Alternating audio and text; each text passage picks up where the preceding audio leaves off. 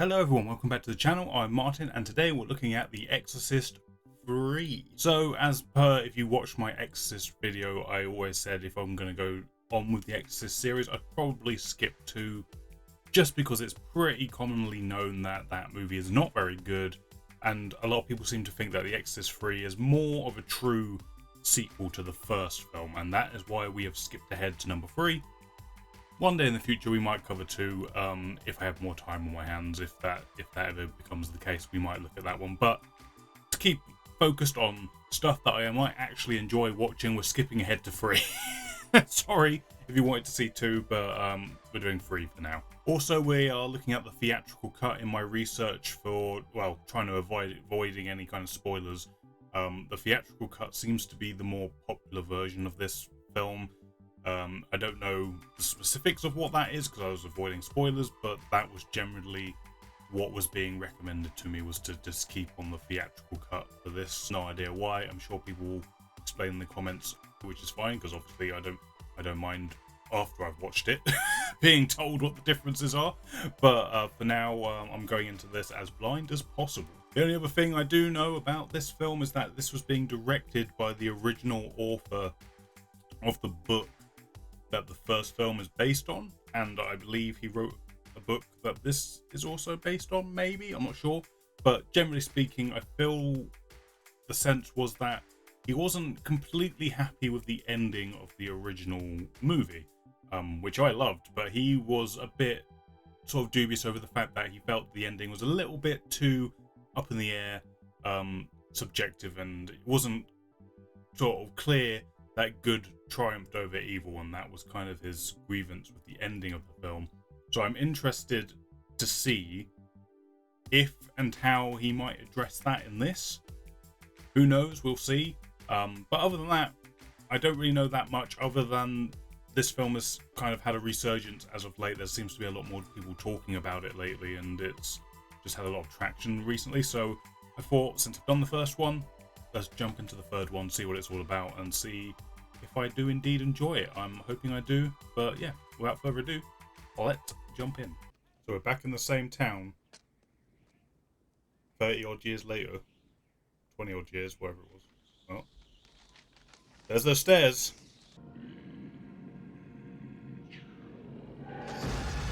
Oh, hello. Ah, his eyes are open. What the fuck? How's a statue's eyes open? Someone has been murdered, that's for sure, on the same night as a demonic wind makes an appearance. Father, you mentioned the Damien Karras in your prayer for the dead. Yes, I did. Father, isn't he the one who died in a fall on those steps? Yes, that's right, Tim. 15 Is this years meant ago to be today. the I hear a lot of Film and get lost, will you? the priest from the first film? The other guy is his buddy, Damien's friend. I presume so. This afternoon I'm at the Flicks. It's a Wonderful Life. You have a favorite picture? I've not seen The Fly, but I get the joke. I'm taking good care of me. Gotta go again. Today's my day to cheer up our friend Father Dyer. They're both doing this to cheer each other up, but they're saying that they do it for the other one. Hey, that's friendship right there.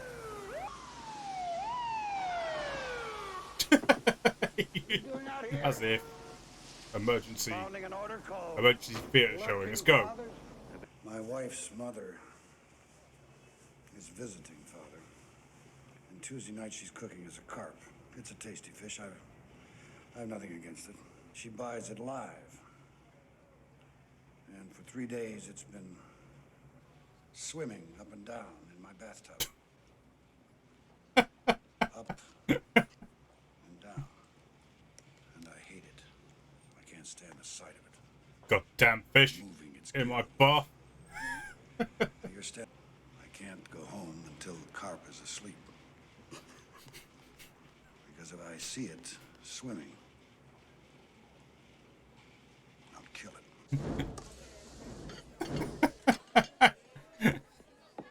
That was such a ridiculous little monologue. I loved it. Would a God who is good invent something like death? There you go, blaming God. Who should I blame? Phil Rizzuto? You wouldn't want to live forever. Yes, I would. In the meantime, we have cancer and mongoloid babies and murderers, monsters prowling the planet, even prowling this neighborhood, Father. You already see this film is picking up on some of the same themes that the first one had. Billy Burke. Challenging one's faith and all that. The killer drove an ingot into each of his eyes Ugh. and cut off his head. Yeah, I mean, that's I can get you something else. that's enough to shake you up. Some more. I cut her throat and watched her bleed. She bled a great deal. It's a problem that I'm working on, Father. You might want to leave, my man. You might want to leave. This bleeding. Yeah, leave. Leave. Leave! Don't stay in the booth. Ugh. Yeah, he... Oof. That was really fucking well done how they didn't show the other side of the confession booth. Ugh. It's fucking creepy. We've got an autopsy on the boy. Fuck me. He was injected with a drug called succinylcholine. Causes immediate and total paralysis. The kid couldn't move or scream while the killer was nailing and cutting him up. He was conscious. This gets worse and fucking worse. I thought you told me there's nothing really wrong with you. There isn't. My brother Eddie had these same stupid symptoms for years. Your brother Eddie died at the age of 30. So what? He got killed in Vietnam? There could have been some connection. Connection? Are you sure this isn't Eddie? I do love these two. These two are great. Is everything all right in here, guys? We're fine! She's like, fuck, I can't be fucked. I'm out of here. This is 409? 411. Never mind. Go in peace, my child. May the Schwartz be with you. Oh my god, what is happening? Why is this film so quippy? Shouldn't you be reading from the Gospels or something? Okay, no one noticed that. No one noticed the statue missing its head. So the prints on the oars from the crucified boy match the prints on the panel, correct? They're one and the same. Well, aren't they? Well, two killers on the loose. There's two killers? Two different people committed these murders? Or our demon is body hopping. Dance club. What the fuck is going on? How weird that both this film and Harry Potter have a depiction of some sort of afterlife being in a train station. We are attempting to communicate. What the fuck? Please. That's Samuel L. Jackson. That's definitely Samuel L. Jackson, and someone dubbed a different voice over him. What the fuck was that? You know, I wonder if both of us are dreaming this. No, Bill. I'm not dreaming. He's got stitch marks around his neck, which is a slightly concerning... He was doing the weird back thing that Reagan did in the first film. He's trying to hold it. This sucks, man. I was enjoying these two. Yeah, that's... Oh, it's a poor guy. What are they? What's in them? Father Dyer's entire blood supply, What? What? and not a drop of it spilled. All neat. There's not even a smudge on the jars. The fuck? I mean, I know we're dealing with a supernatural entity, but why? Only the writing in his blood. The Gemini MO that you heard about is false. The missing finger was not on the victim's left hand, but on the right. It was the index finger, this one. And the sign of the Gemini was carved not on the victim's back, but on the victim's left-hand palm. 3 decapitations, 3 victims, with this finger severed, the correct one, and the sign of the Gemini here. So the only person who could know that was... One more thing. either one of the people on the case The Gemini. or the Gemini killer wrote themselves. letters to the newspapers. Because of what Not at all. was said in the first film, like the demon was claiming that it had multiple people inside it. Spring activated. Maybe the demon was controlling all of them, but it had like their personalities and stuff, or their knowledge. It takes strength to... So maybe the demon has gained this serial killer's kind of MO, knowledge. Maybe? That is the most, A little stiff. Needs adjustment. like, designed piece of medical equipment I've ever seen. Like, it looks like a fucking Klingon should be running around with that.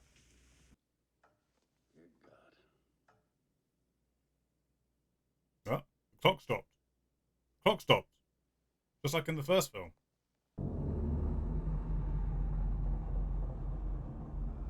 That is terrifying. What is that statue? Can the fucking priest he's talking to not hear any of this? Why is he walking out here on his own? What the? Excuse me. I mean, it's interesting. It's definitely playing with whether or not he's just cracking up, or, you know, is the supernatural element actively sort of hunting him for some reason. It's definitely playing with that. Oh, here we go. Here's our white-haired priest, who I presume did the exorcism. Looks like our demon might be slightly worried about this guy. Trying to freak him out already. Get under his skin a bit. That man in the isolation tank. You know, the one you looked in on. Yes. The police brought him in here 15 years ago. And then all of a sudden, he got violent. Really bad news. The thing is, Lieutenant. Yes? He says he's the Gemini killer.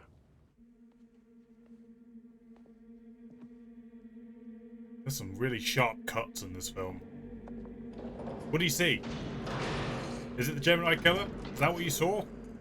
I think the man in cell 11 is Damien Karras. What? What? Well, I'm confused on two things. Like, hey, how is it Damien in there? And maybe it's... Oh my god, it is Damien. What the fuck is... What is going on? I love how this is framed. I also killed the black boy by the river. How? Oh, I'm confused. This guy... So... Oh yes, their names began with a K. An extra cog has just been thrown into this. I was obliged to settle a score on behalf of, well, a friend. Okay, so it's not... What friend? Might not be the demon Friend over there. in the On the other first... side. One So I feel like we're dealing with a different demon this time around, but I've one been taught by the master. that knew the first Who one. is that? The Gemini is dead. No, I am not! I'm alive! What the fuck? It's Brad Dourif now. I breathe! Brad Dourif has replaced me. Damien. Look at me! I will punish you. Punish me? Yes. What are you talking about? Do you dance? What do you mean? Threatening his daughter, I presume. Into the vein that leads directly into the heart, and then you just hold up the legs and you squeeze the blood manually into the tube from the arms and the legs. Off comes the head without spilling one single drop of blood. Now, I call that showmanship, Lieutenant. Or just fucked And of up. course, no one notices pearls before sun. Yep, he had that coming, that's for fucking sure. Alright, well, I've got so many ideas based on that scene as it unfolded. So, My God, he's hemorrhaging. The man in that cell. detective can see Damien, but... Murder of a girl named Karen happened years ago. So I'm thinking whatever's in that cell is a demon that just looks... When I told you His that the man nose in is cell broken. 11 that I'm feeling like Really? this demon is Might have done. a bunch of different consciences or something along those lines, and No, not really. for some reason it looks like Damien to the detective, and it also obviously has the personality and conscience of the Gemini killer, the original one, and is using his techniques for these murders, but is somehow physically staying in the cell, but is manifesting its demon-like abilities via other means, shall we say. Sort of reaching out and possessing people, more than likely. What is your name? And he answered, Legion, for we are many. Called it. Some sort of multi-personality kind of demon. This shot is lasting a disturbingly long time. Don't do it. Don't go in there. There's scratching noises, and something just broke. Don't do it. Don't go in there. Oh.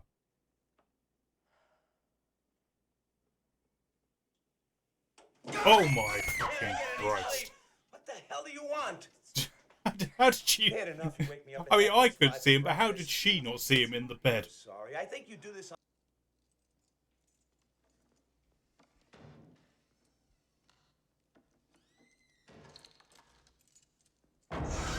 What the fuck?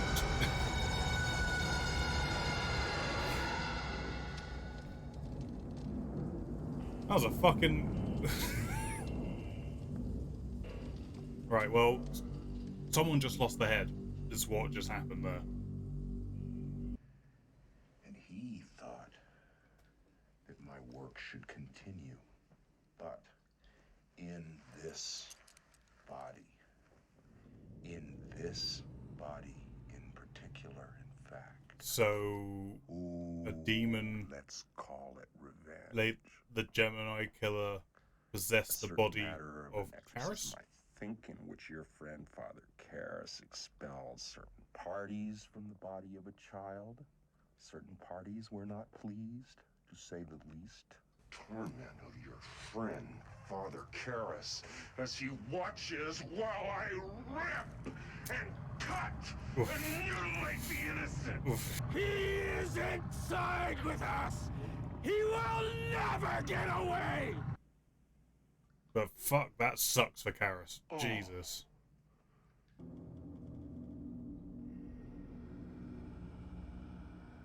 Well, she'd be suspect number one.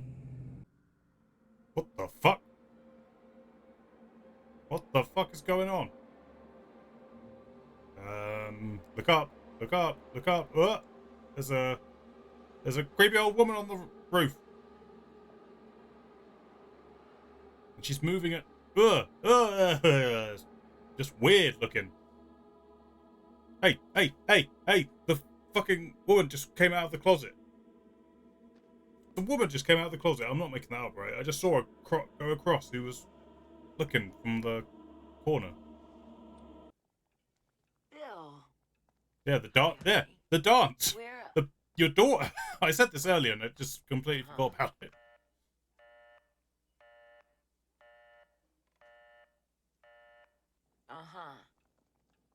Okay, sweetheart. What the fuck?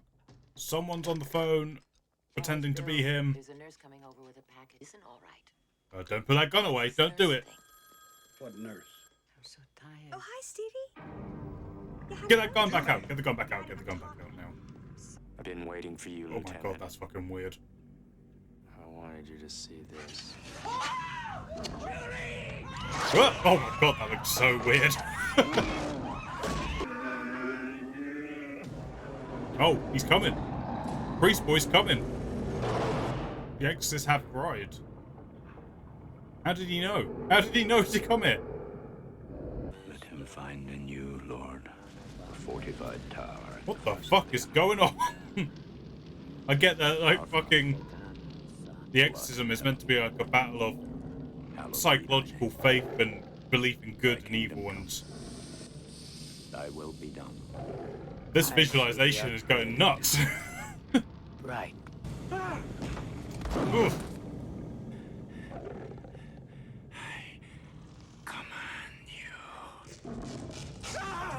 Oh. Oh no. Oh. Oh, is this actually happening, or is it in his head? What? Oh. Jesus, yeah. Oh. Like, I thought that was like part of the psychological battle, but he just fucking brute forced it. This is getting nuts. Like, I thought the snakes were mad, but Who trusts in you? My oh, he's not God. dead. The fucking priest is still going. Damien, fight him. Come on, Damien. Come on, Damien. Fight! You cannot win. He died. If anyone can win, it's Damien, alright?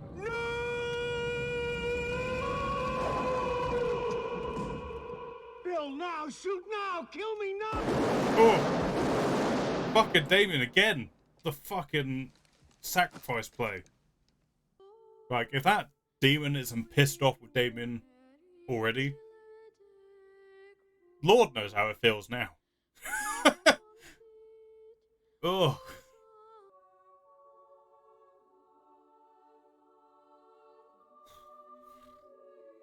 I mean, I can absolutely see why people thought, if you want a sequel to The Exorcist, just go to this one, because that really felt like it picked up on the characters and the themes in a way that felt true, but also different enough to be its own thing. But let's fucking get into it. Okay, that was the reaction to The Exorcist 3. If you enjoyed it, please hit the thumbs up button. Let other people know you liked it. Lets me know you liked it. And it helps this video get seen by more people. But other than that, please consider subscribing. But we're going to get into the discussion of this movie. Alright, The Exorcist 3. I didn't really know where to set my expectations going into this. Because, as I said at the beginning of the video, I know it's had a bit of a resurgence. More people are talking about it. People recommend it to people. Hey, you like the first one? You should watch the third one, because I feel like it is something you'll enjoy. You'll pick up on the story in a way that you'll get into and stuff. And absolutely, I can see that. I don't think it's got maybe the same kind of weight as the first film. It doesn't have the I can't quite think of the way of describing it, but the first one had this great sort of sense of gravitas and just like an unnervingness, and I sort of said in my video when I covered it, like this kind of, it really got under your skin with the whole themes it was dealing with and the idea of good versus evil, but as I say, in a very sort of skin crawling kind of way. This film picks up on those themes and continues them, but with its own take on it. Like, the first film was very much, to my mind, it sort of had the balance of faith and medicine, and this film dives into that as well, the medicine stuff, but the first film sort of had a little bit of like the police work element, a little bit, but mainly it seemed to focus on how medicine couldn't save the girl, and do we turn to faith, or is it just a belief in good, or all that kind of stuff. Here it goes kind of like the opposite, where it leans more on the sort of procedural detective trying to figure it out, and also a bit of the medicine stuff and the faith stuff. So I thought that was a good way of making this film feel like its own thing, rather than just rehashing the plot of the first film completely and just trying to do the same thing over again. This felt like its own thing, whilst picking up the themes and ideas, and indeed the characters of the original film, but, you know, placing it in a different kind of space, and I enjoyed that they did that. It kind of reminds me of sort of like what the Dr. Sleep movie was to The Shining, in a way. Like, I love both The Shining and Dr. Sleep, but I like them because they're both their own individual movies that pick up on similar themes of each other, but explore them in very different ways, and that's what I get from Exorcist 1 and Exorcist 3. Like, they are picking up on the same ideas and themes, but doing them their own way. I was honestly really surprised to see Damien back in this, and for it to be the same actor, because I believe the actor playing the detective is different. It looks like Father Dyer was played by a different actor in this as well. So it was just generally quite surprising, and also nice to see the original actor from the first film coming back as Damien. I didn't expect that at all.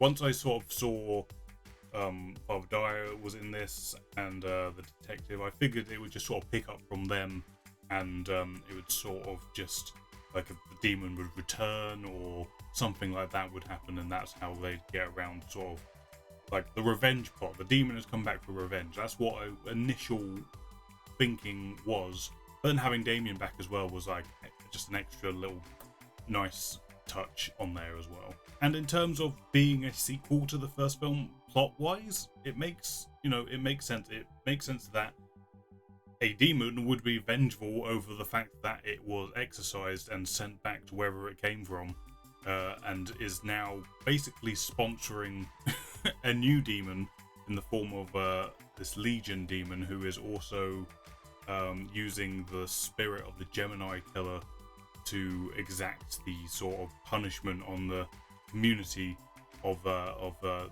town that exorcised the original demon. It all flows, it makes sense, it tracks, and I enjoyed that there was there's a tether between the two films, not just because of the protagonist but also the antagonist as well, even though the way it took you on a journey to get to that realization, but it was good. Like the scenes between Kinderman and Harrison Braddorf, the Gemini killer, in the cells were really good. Like they have some really good energy in those scenes, but there is so much exposition, so I was just trying to take it all in. Like, what's this mean? Where's this going?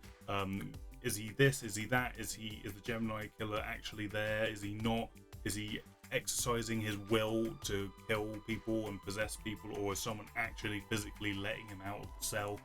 Is it both? I feel like, much like the first film, there is room for speculation because it carries on that theme of pretty much all the deaths happen off screen, or we see them about to happen and it cuts or whatever. Like, this film gets closer to any sort of actual physical violence being shown on screen than the first film ever does, which is weird to me, considering that, like I said at the start, that I feel like the guy who directed this wanted to show a triumph of good over evil in much more concrete way compared to the first film.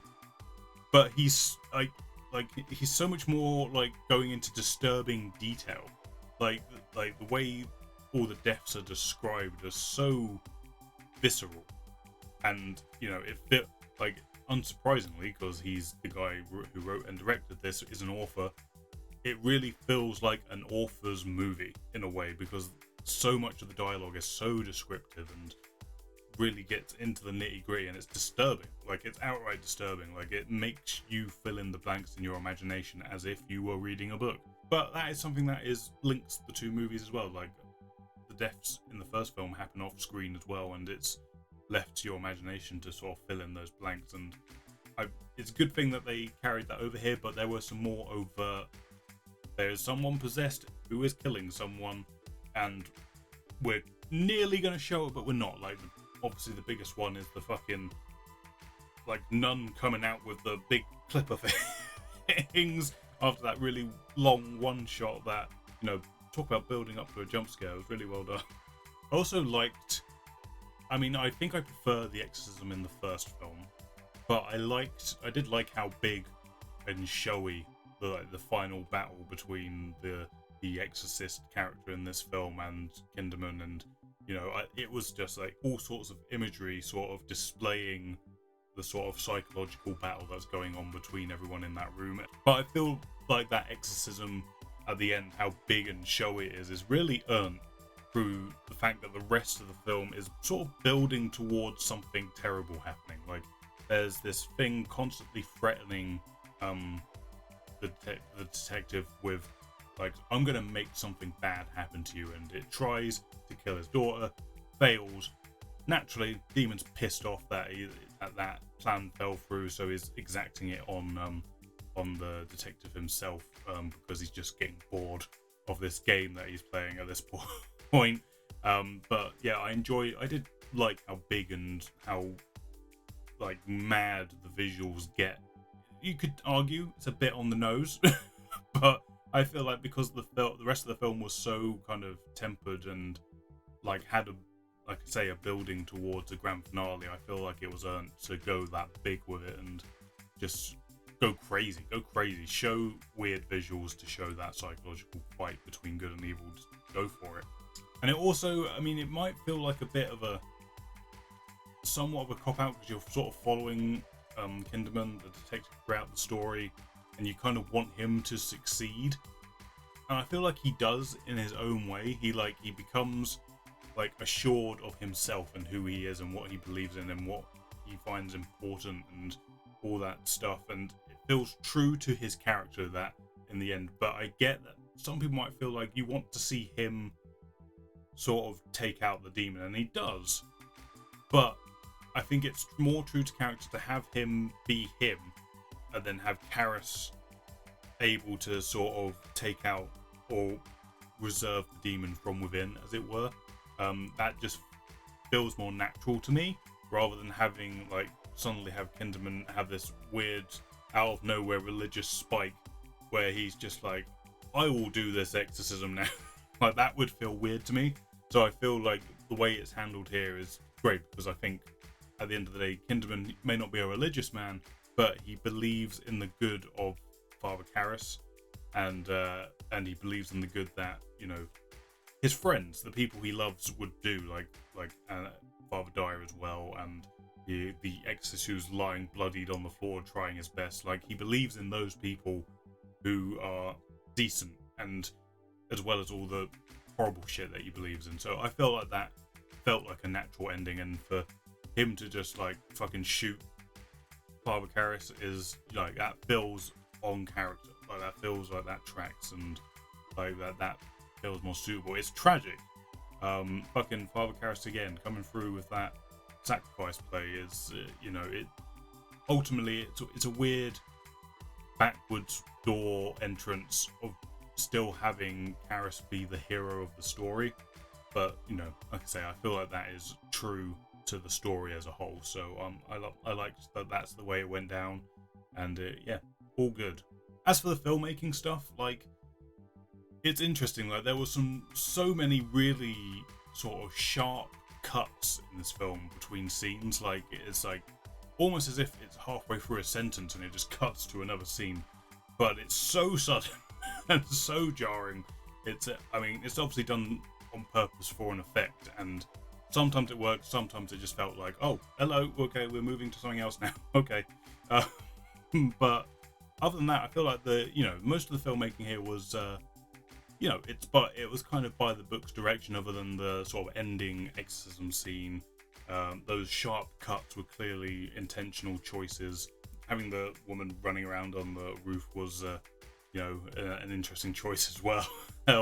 And the way that was sort of filmed, but a lot of it is very much, I'm focusing in on these performances so they can deliver the dialogue, and you know, the dialogue is very good and meaty, so you don't want to do anything too distracting to take away from that. So I don't blame him for that. I feel like it served the purpose that he was going for, and he knew when to direct shots in a more weird way. Like, one of the best shots here is just sort of looking into the blank hole where there's clearly something sitting in the other side of that confessional box, and all we see is just nothingness and just darkness, and you know, it's just a one shot. It might even just be a still. It might not even be an actual shot. It's just a still of inside that confessional, but it works really well and is just disturbing. So, you know, I think he did a good job directing this, and you know, he knew when to turn up the creepy dial just enough, and he knew when to just leave it as let the characters and the dialogue speak for themselves. So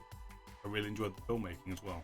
Ultimately, like I say, I think I prefer the first film. I don't think that's an unpopular opinion, but I certainly appreciate this film's stab at sort of picking up the ideas and themes and running with them and doing its own thing. I actually enjoyed how quippy some of the dialogue was in this movie. It was a nice way of sort of breaking up the more disturbing bits of descriptive dialogue and stuff, so I enjoyed that as well. But yeah, overall I really enjoyed this. To give it a rank, I think I would place it at maybe like an 8 out of 10. It was really, really good. I think like the only thing that could have improved it more was maybe if some of those, even though they were really well performed and really like well shot, and it's very simple, like the beams of light coming down on them in these scenes between Kinderman and the demon Gemini killer, whoever you want it to be in that moment.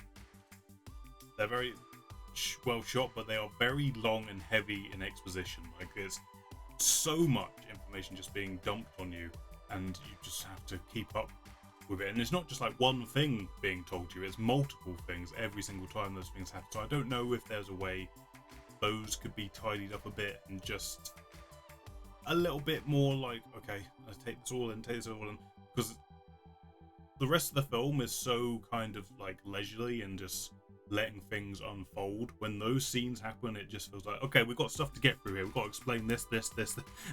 So I would have liked those to maybe been either a bit more spread out across the film or just tidied up a little bit. And overall I just don't think it has the flair of the original film, which makes it such a classic and all that good. But I did appreciate this film. It did feel like a very natural successor to the original, and I can't do anything but applaud that. So well done to everyone involved, I suppose. But yeah, really enjoyed this. Thank you for watching this video, guys. If you enjoyed it, please hit the thumbs up button. It helps me know that you liked it and lets this video get seen by more people. Maybe consider subscribing so you don't miss any future content. There's also a bunch of other videos for you to go check out, so please do that as well. Other than that, thank you for watching. I hope you enjoyed, and I will catch you on the next one.